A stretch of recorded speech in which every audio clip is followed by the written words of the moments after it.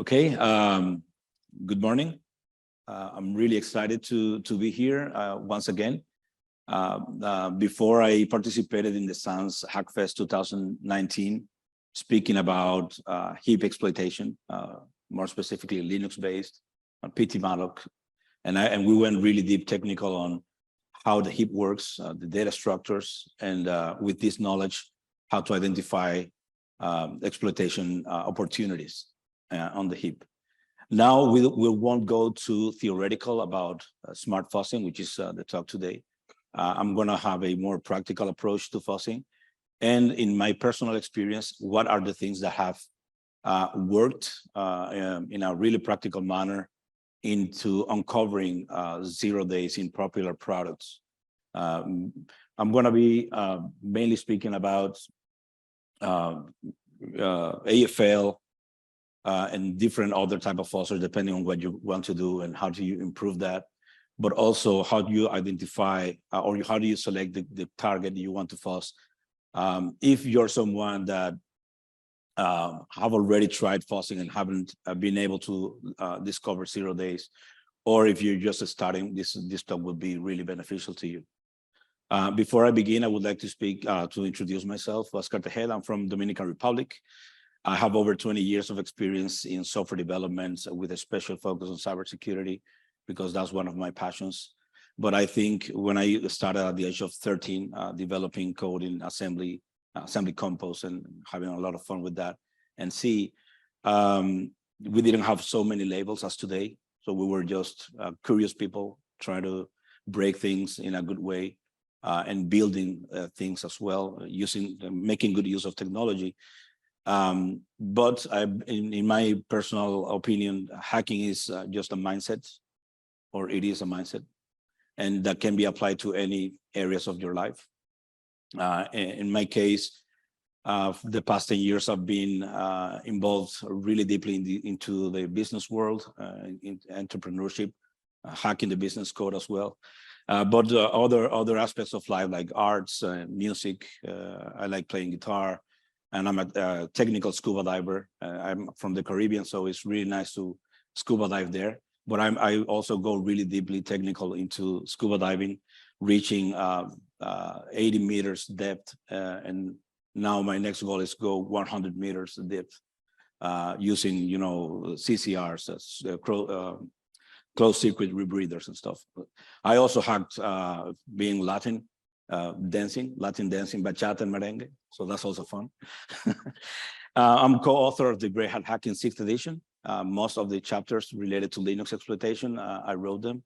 And I have thanks to Steven Sims, who gave me the opportunity to contribute to SEC 760. So if you have any further questions, you can follow me on Twitter, you can text me, and whenever I have a moment, I can also answer that. I'm also on the Discord channel, always available. So when we speak about smart fuzzing, what is the opposite to that? Dumb fuzzing. Basically, fuzzing is throwing random random data to a target, hoping to find a bug, not necessarily a vulnerability. You might want to find undefined behavior in software. You want to make your software more stable, more robust. But in this case, we're going to speak about finding vulnerabilities. The problem with dumb fuzzing is that you don't know what you're actually covering and what you're actually testing in the software. So by just throwing random data, you're just hoping to find a crash, but you don't know what it's actually happening behind the scenes. And when I'm referring to smart fuzzing, I'm actually speaking about coverage-guided fuzzing, which is a form of feedback-based fuzzing. And in coverage-guided fuzzing, especially white box, when you have access to the source code, you can compile the source code in a way to instrument your target.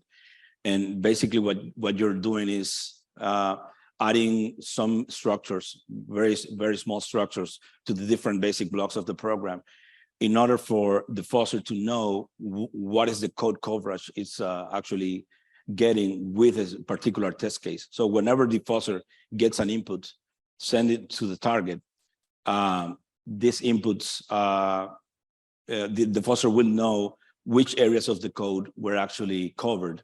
And it starts mutating this input in order to try to cover more code.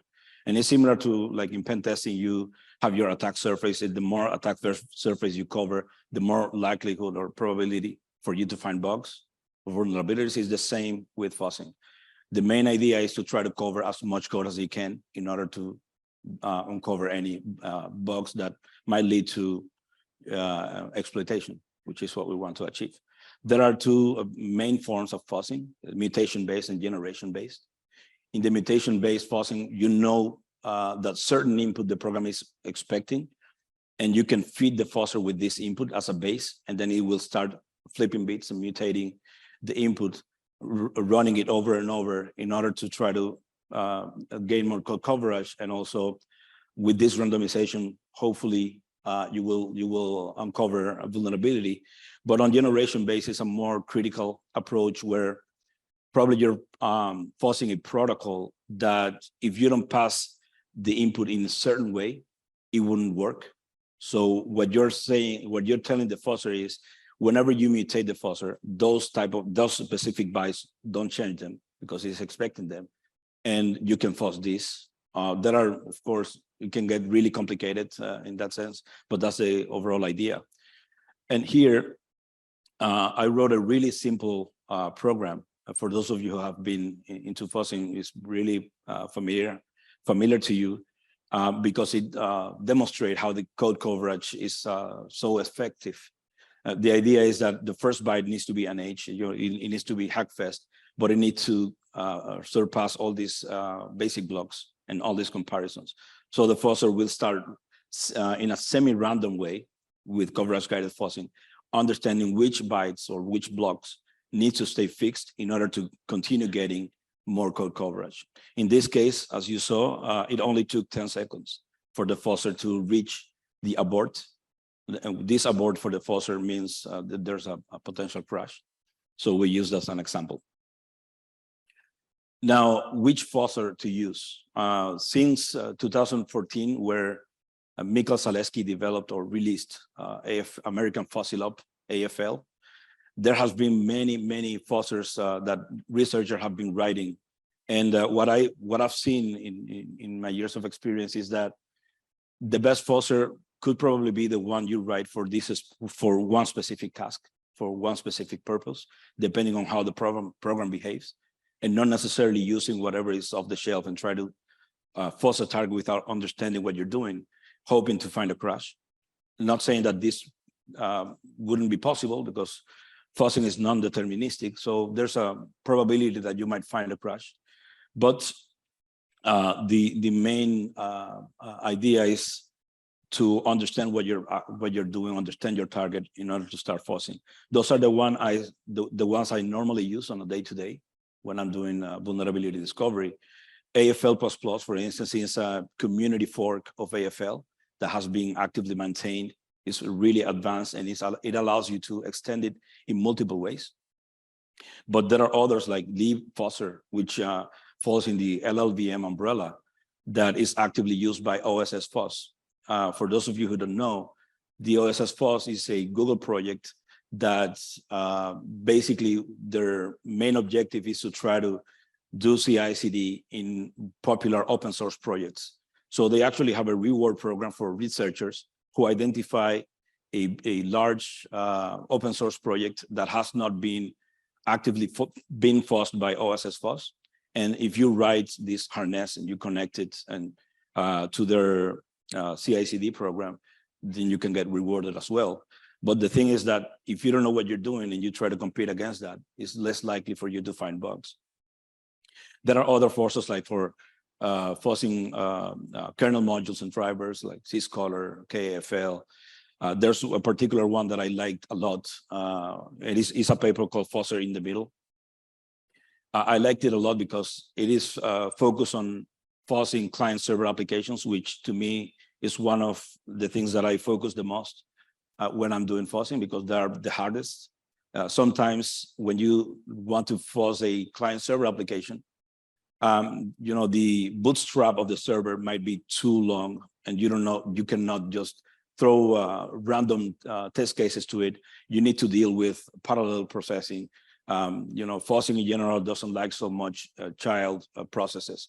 So you need to be really detailed in the way you're going to fuzz a client-server application.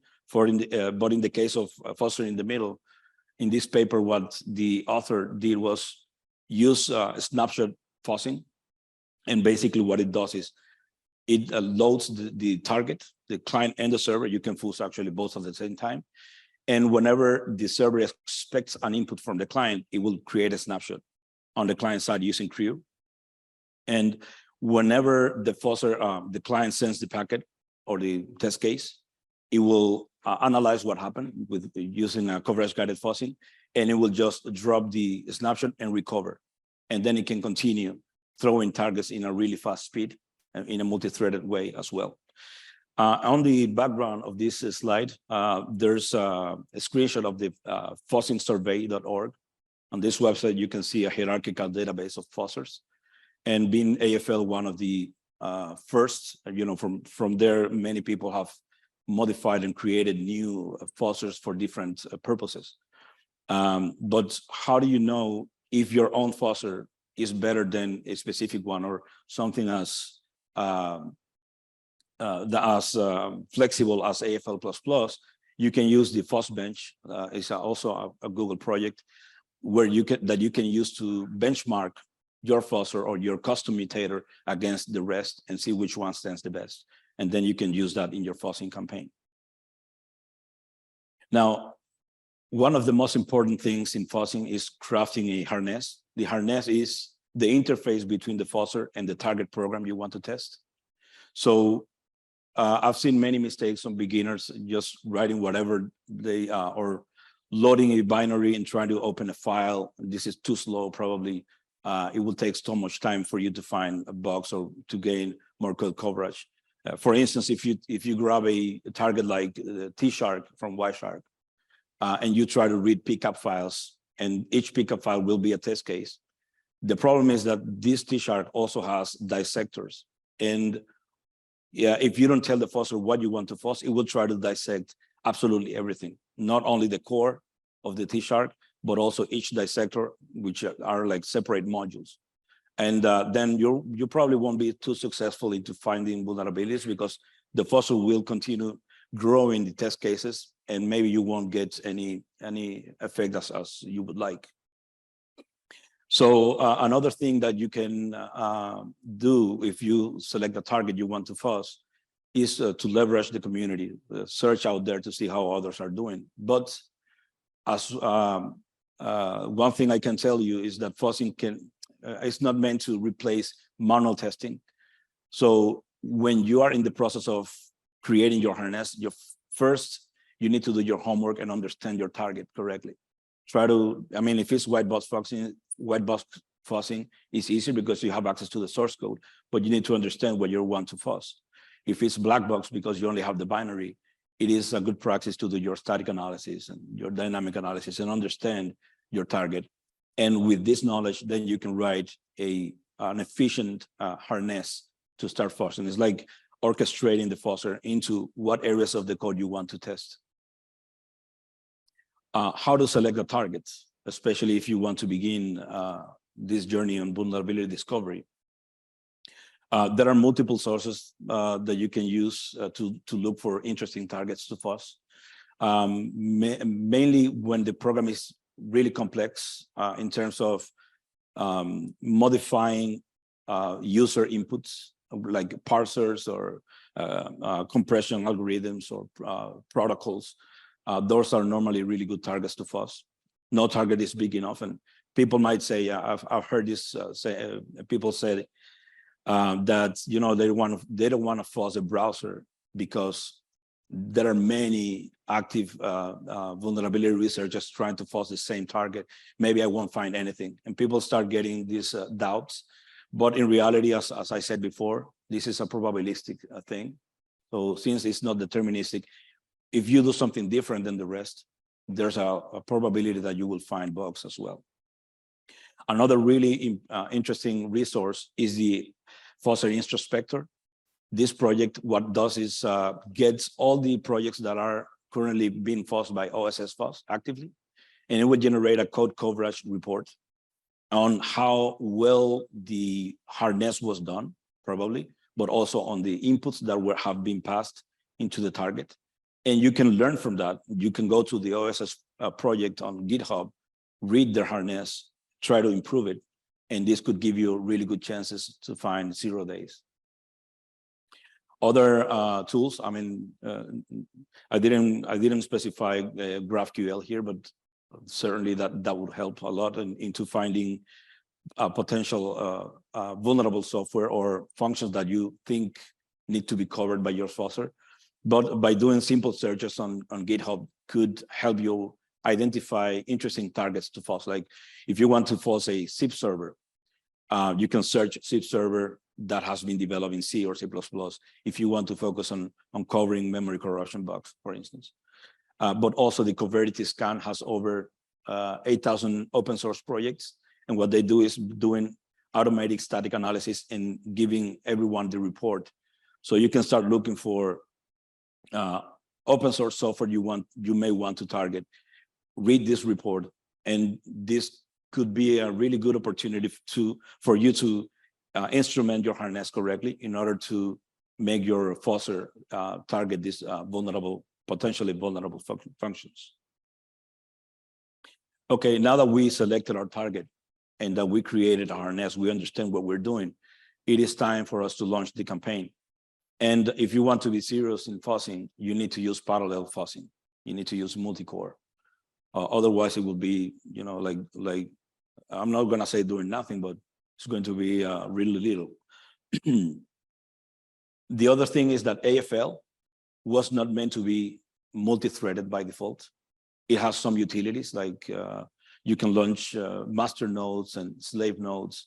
But one good advice that I would say, if you go to this fuzzing in depth, it has many best practices that you can use to improve your fuzzing campaign. But the things that have worked best for me are instrumenting the target in multiple ways, using multiple strategies. For instance, I can compile the target with link time optimization option, with CMP log, with compile time optimization, instrumentation, sorry, with CLang fast. I can also compile it with address sanitizer, undefined behavior sanitizer. And the idea is that not launching a campaign with a single instrumented target, with a single technique, but using multiple strategies in the same campaign, even multiple fuzzers into the same campaign, because they all share the common language. Most of the fuzzers today come from AFL, so you can actually synchronize them all in the same folder. There are a couple of tools out there that help you manage a fuzzing campaign, like launching multiple instances of the fuzzer. But you can also write your own. In this case, in this example, I wrote one in Rust that will launch the campaign. I just need to specify which are the binaries I have compiled for my target. What are the arguments that I want to pass for each of these group of instances? And then I can start my campaign, I can stop my campaign, I can do backups. And one important thing is, from time to time, you need to clean up your test cases and corpus. So what that does is using AFL tmin for test case minification and cmin for corpus minification or deduplication as well. So basically what happens is when your fuzzing campaign is running, it keeps mutating the test cases, but they also keep growing. And not necessarily this will give you more code coverage. It will also increase the size of them. So it will be slower to load these test cases. And also it will consume more resources. So the AFL tmin, for test case minification, will test the same test case against the target, and we'll look for the interesting byte that shouldn't change and simplify the rest and remove those that are not needed because they're not giving you so much more code coverage. And once you minify these test cases, you can also deduplicate your corpus, which are all the group of test cases you have. And basically what it does is looking for the files that don't give you more code coverage than we already have and removing them. And that way you can keep your fuzzing campaign in good shape.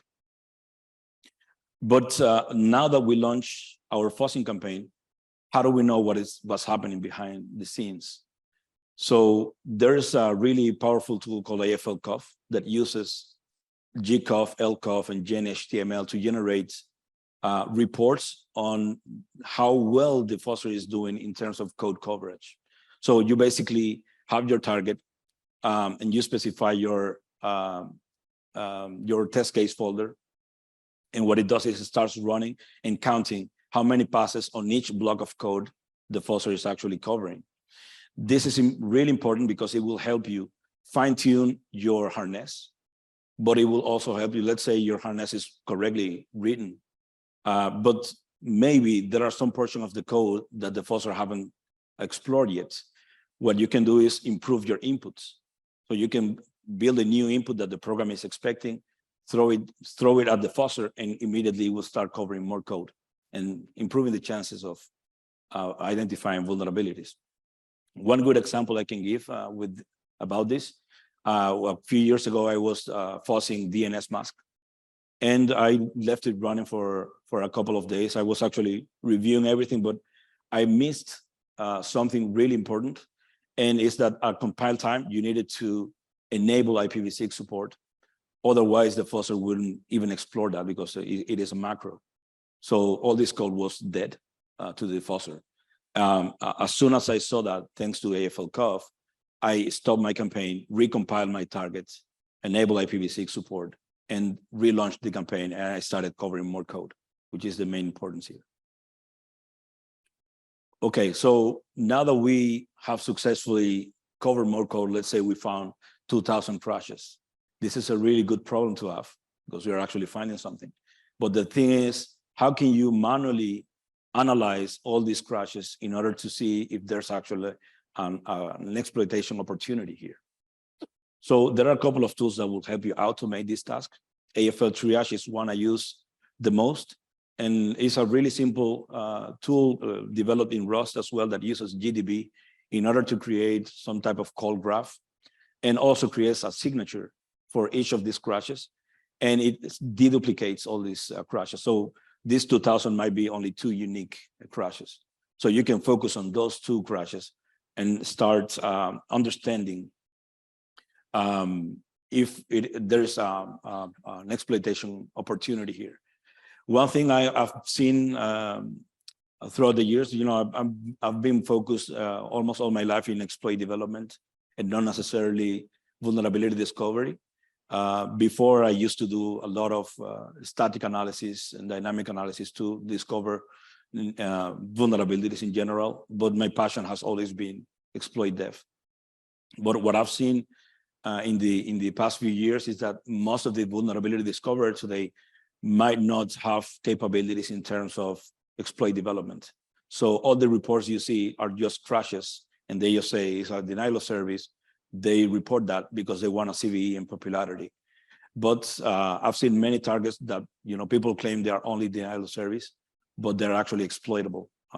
So do your homework. There's a really high probability that whatever you found could be exploited.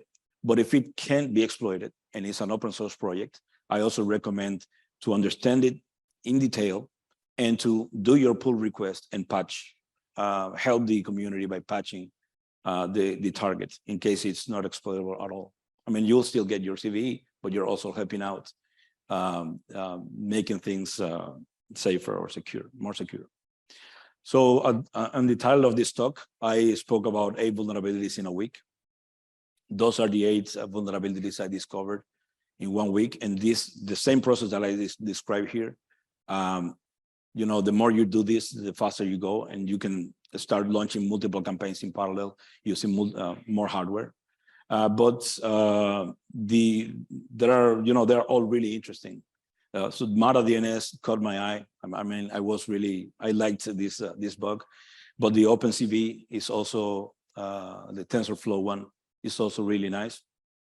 Basically, on the TensorFlow, I was able, whatever software uses OpenCV behind and uses a TensorFlow model, if I upload the file, I would have an exploitation opportunity there.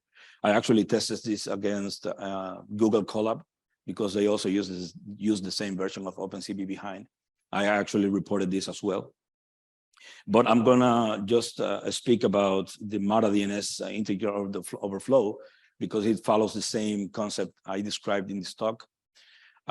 Here, this was, to my surprise, the first reported vulnerability of Mata DNS. They first released this software in 2002.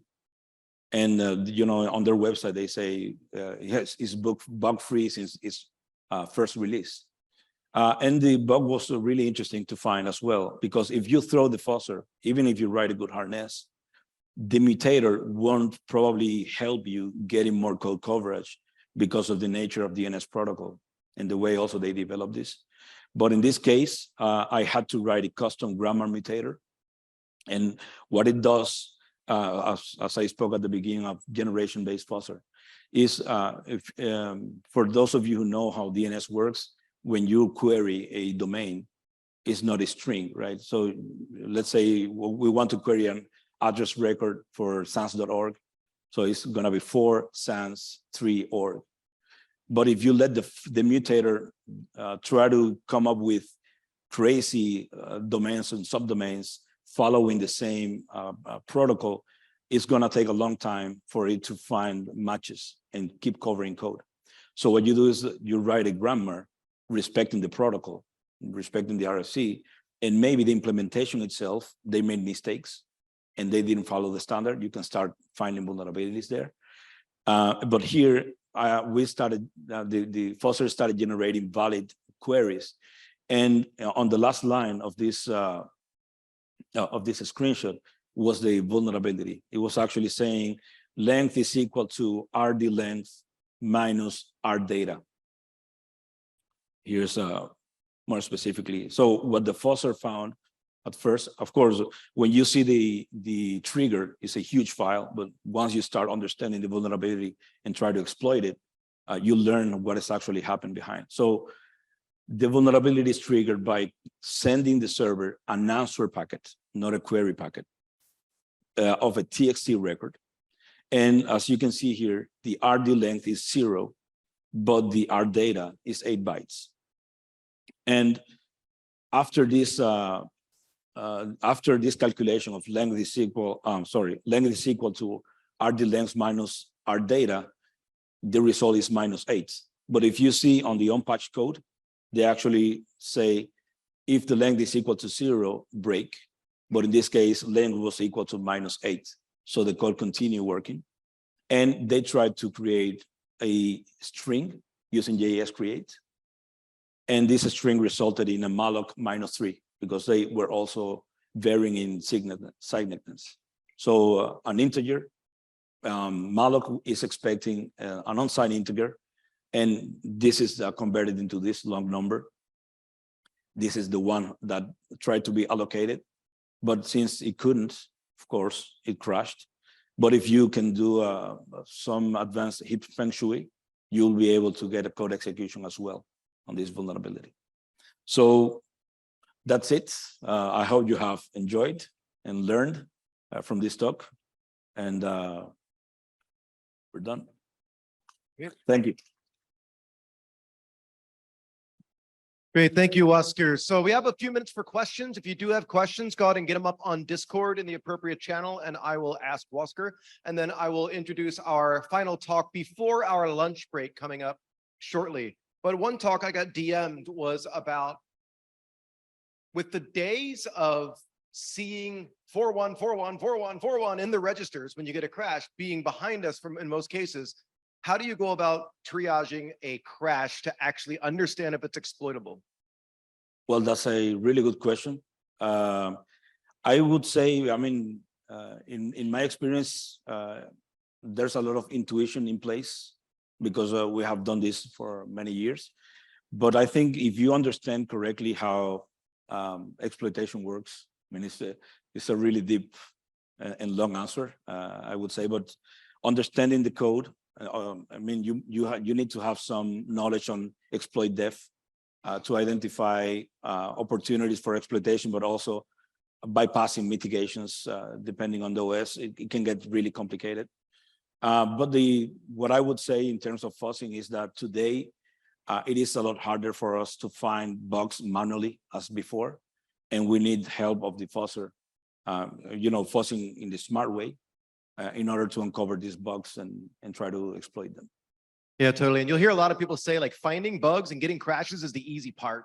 It's then figuring out how to get into the context of that crash condition and determining whether or not you can weaponize it. One thing I would say as well is it's painful sometimes, but go take other bugs that people have found that have been weaponized, that people have written white papers, and go recreate the whole process and understand why or how that crash resulted in the researcher being able to turn it into code execution. It's very complicated. Yeah. Another question. Hey, Huascar, any recommendations on detections into our SIM? Well, normally the fuzzing process is done offline. So I wouldn't think of how you would connect log collector into your fuzzing process. Mainly, what you basically do in terms of fuzzing is getting the target offline and start fuzzing in your cluster, if you can call it like that. But normally the defense side wouldn't see that unless you uncover a vulnerability, you're able to exploit it, and then you throw it at your real target. And in some cases, if you have a good red team with this power, it probably will go unnoticed. So my main recommendation would do like have a strong red team and do as many adversarial emulation as possible in order to strengthen your blue team. Just grab everything from D-message all day, right? There was another question. It just flew off my screen. I think it was around what percentage, it's not like the old days where pretty much everything was exploitable to some degree. Like what is the percentage nowadays of when you find a crash that maybe traditionally would have been exploitable, but now with the mitigations and things like that, you could actually weaponize them? Like 1 out of 10, 1 out of 100? Yeah, I don't really have that number, but it's really hard. Every day is harder. Yes. The answer was yes. All right. Thank you so much, Huascar. Great. Thank you. Appreciate it.